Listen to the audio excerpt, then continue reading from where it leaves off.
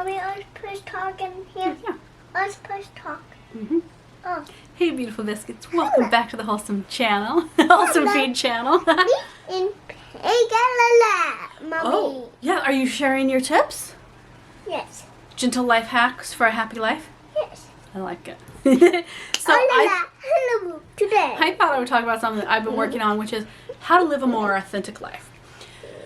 I feel like I see so much stuff on either how to be super productive and like churn through and do fire and like just burn the candle at both ends and then boom, you aren't quite sure what you're supposed to do.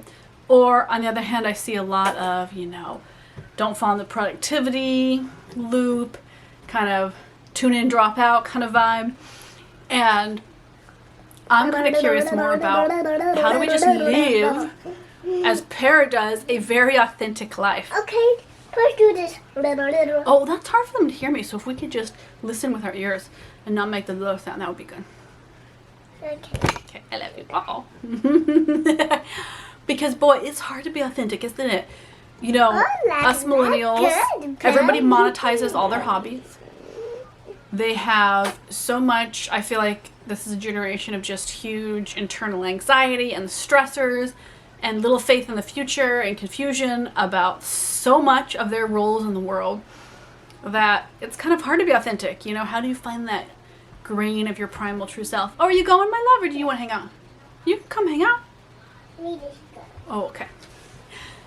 My assistant decided that magnet blocks were more fun, but there you go.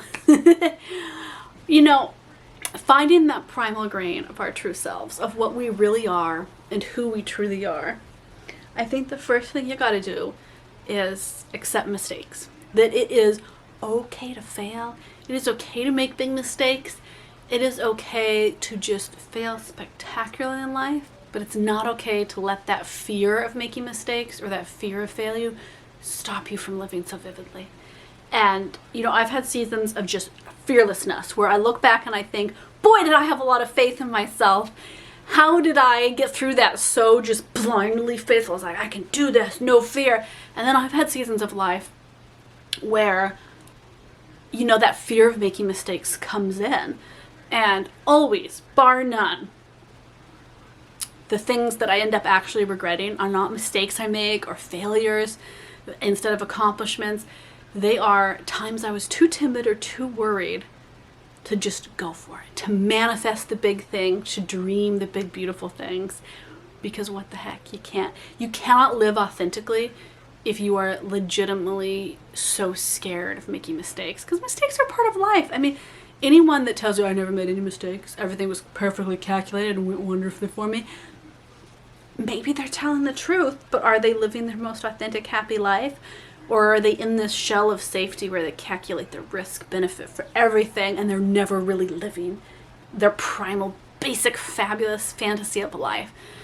I think it's important to balance that. Biscuits, I don't know if you're going to like this one, but it takes work. Be mindful. I know, I use the word. Be mindful of how you go about your day-to-day.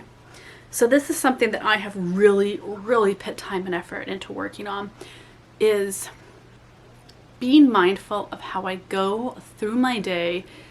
Is it really focusing and putting my energy on things that make life happier and my life more authentically what I am dreaming of, not what other people are dreaming of, not what society tells us, not what social media programs us to believe, but am I consciously living an authentic me personal life day to day? We all go so blind to the busyness of everything in our minds and our day-to-day that we forget it's how we're living that matters. It's not our end point.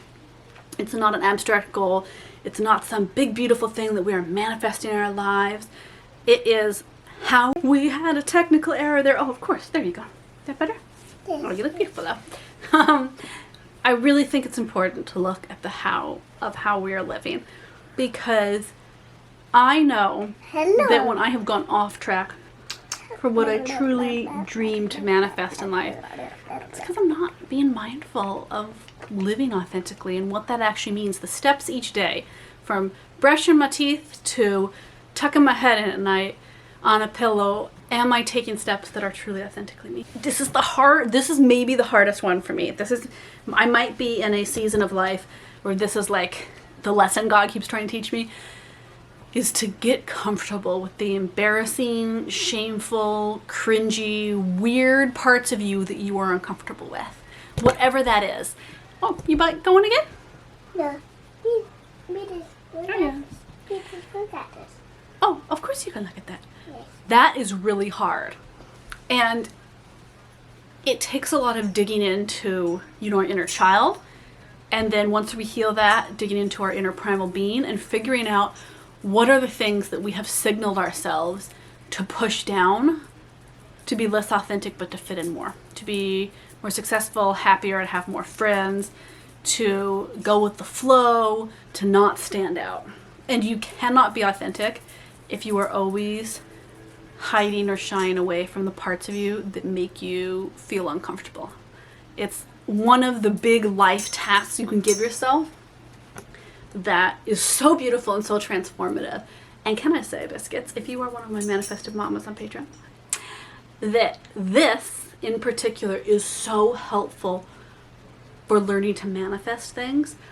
When you are living more authentically, it's so much easier to tune into that energy and manifest, create, put the effort in, energy-wise. Sounds so lazy. I can't believe I say things like that. But it's true. It really works. When you are authentically, when you are authentically yourself, what you are manifesting and how you are manifesting is easier, it's faster, and it's more truly rooted in something that will last. It's not manifesting things that then kind of tumble away from you because they just aren't authentic parts of you. That is so important. In fact, when I get off in here, I'm going to hop on Patreon and I'm going to go talk about that more, because living authentically is like the first step to happiness, and it's also a profound component to manifesting things in your life. But it's not easy. It is hard to be authentic, surprisingly so. And I don't know, as a millennial, did generations back have it easier to just be yourself? Did you have to fit in more? Because just because continuous generations have been weirder doesn't mean they're more authentic or less pressured to be something else. And I'm very curious. I would love to hear your story in the comments. Do you feel like you were living authentically? Do you feel like generations past or younger gen, the Gen Zs, are they having an easier time with authenticity, truly living that day in and day out? I'm intrigued. Okay, Biscuits. I will keep going on. There is a lady that wants more water and is blowing bubbles in her water, so I better go get her some Wawa. But I'll see you in the next video. I want to come on because this is something I've been thinking about and I like sharing. So I'll see you in the next video.